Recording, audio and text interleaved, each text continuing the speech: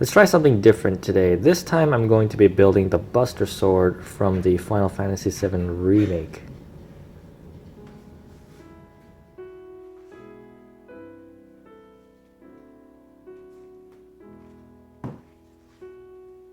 I took 35 sheets of heavyweight construction paper and then glued them into place in a staggered position.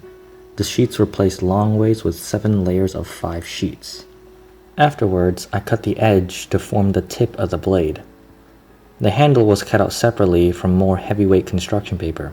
How this handle is made doesn't really matter as long as it's the proper size and shape. The supports for the sword look something like this. The main point of the structure is to have the top line of supports hold up the spine and the bottom line of supports to mark where the bevel starts.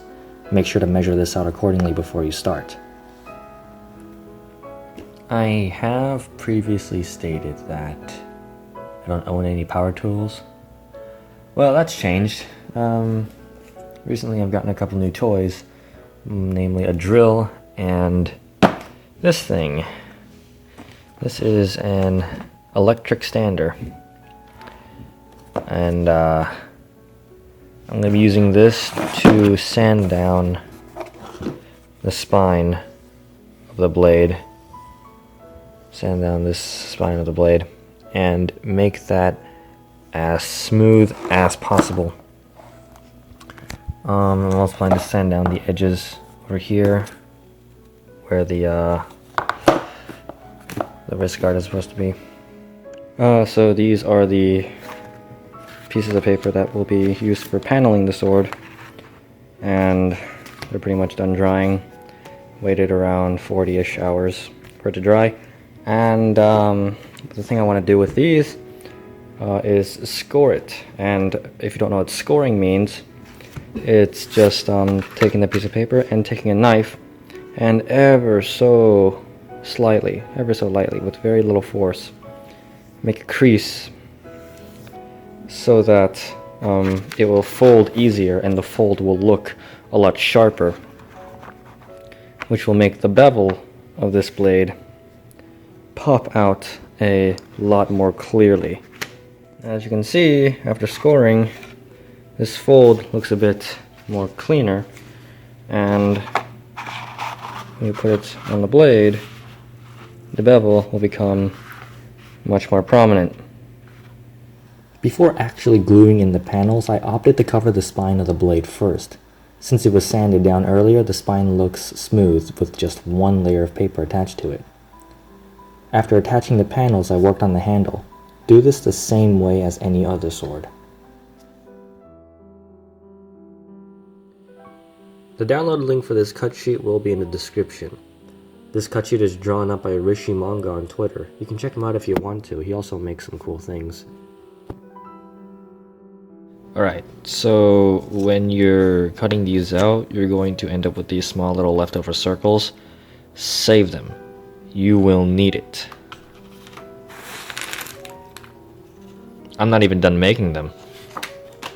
In total, I need to make around 60. I need to make around 60 of these so I can make 5 of these. Now, it's probably not obvious what this is for yet, but I'm going to carve out spheres. Yes, I'm going to hand carve out spheres so I can cut it in half and then fill each of these little things for the bolts. Okay, I think I'm done with one sphere, and I don't really need it to be perfect. I just need it to be good enough to look like a ball. Because the Buster Sword isn't exactly, the cleanest sword in gaming history. It's a lot more, beaten up and weathered. Especially if we're talking about 7 and not Crisis Core or anything. Oops. This took so much work. And also I miscounted. You don't need 60 of these. You need 75. Whoopee. Before gluing in the bolt heads, I made another rectangle the same size as the handguard and glued it onto the handguard to give it a little bit more depth. Afterwards, I glued 0.5 centimeter strips of paper on top and bottom of the handguard. These strips are cut from 4 layers of hardened paper.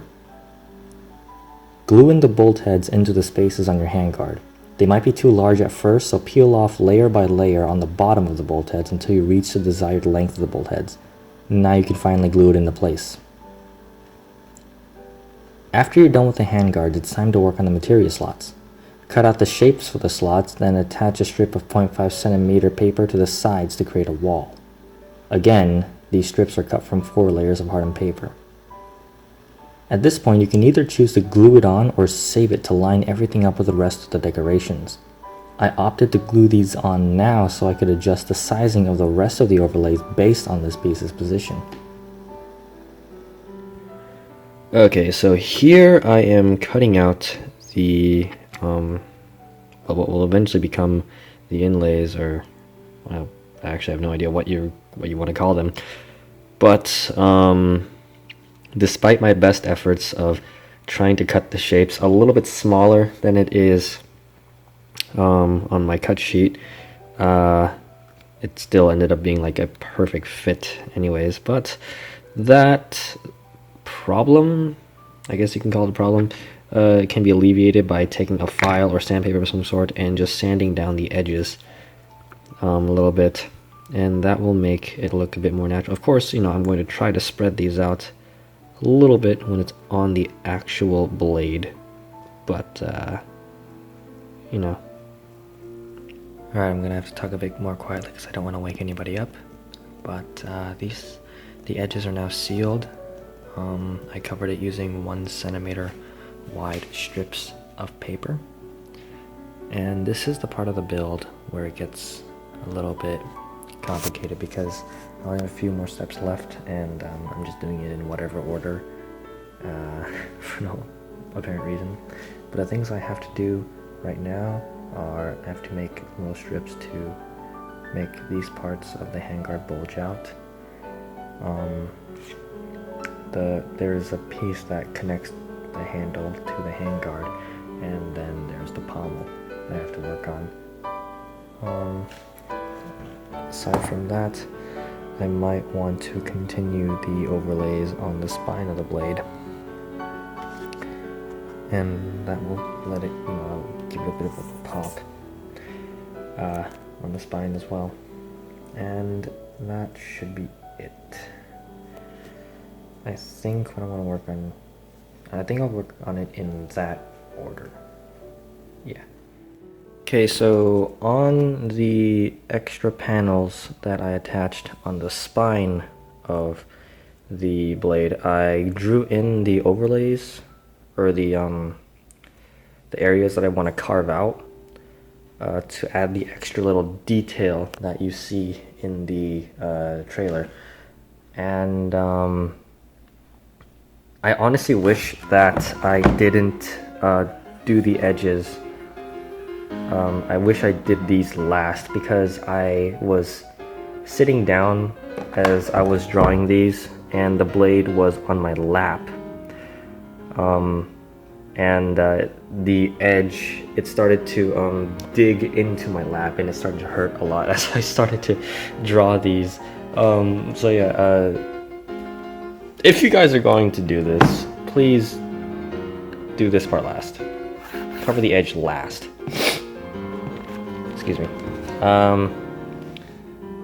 Yeah, you want to cover that last because you're going to want to work on the sword as you're sitting on it and whatever, as it's sitting on you. Because, well, it's just so big. Unless you have a desk that can, you know, give you like a comfortable working angle for this sword, I suggest covering the edge last. Looks a little bit shoddy, but the connector piece between the handle and the handguard is kind of done. I kind of want to sand down this area so it blends in a little bit better. And the pommel needs a little bit of work. I need to carve it out. So it's like it's a bit beveled at the end. And then that will be done. And here's the final product. I started this build early in December and spent around 60-ish hours working on it. From the pommel to the tip, this sword is just shy of 6 feet long and weighs in at 3.5 pounds. Definitely going to be one of my bigger builds that I've ever done.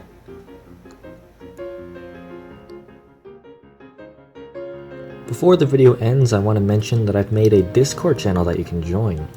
It'll just be a group chat filled with me and other crafters. If you need any help on your project or just want to talk about things in general, check out the link in the description to join the Discord channel.